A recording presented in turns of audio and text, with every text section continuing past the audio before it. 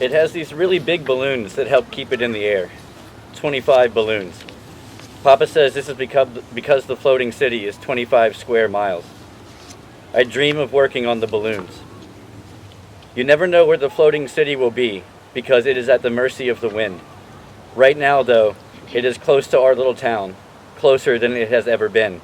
It is a tiny dot in the sky. Papa says that I have to stay on the farm. He needs my help. Papa says my dreams are impractical. That's the word he uses, impractical. The floating city runs on steam. There are huge exhaust pipes on the bottom of the city, the side that we can see from the ground. The floating city releases steam from these pipes. The steam is thick and dangerous and burns things. Cattle, trees, people.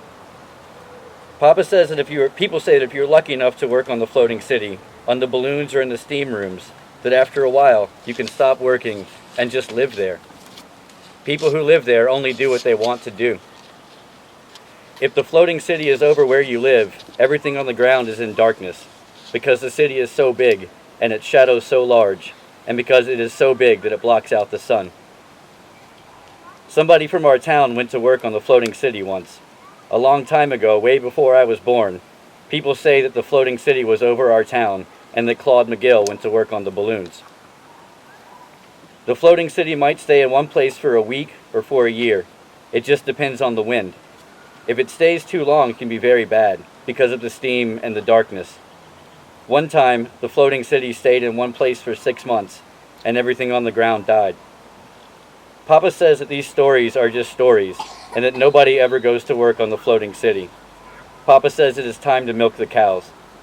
Papa says Claude McGill died. On the ground, Papa says. Each day the dot in the sky is getting bigger. The floating city is moving and it looks like it is moving towards us. I am happy and each night I dream of balloons. Papa is afraid. Woo!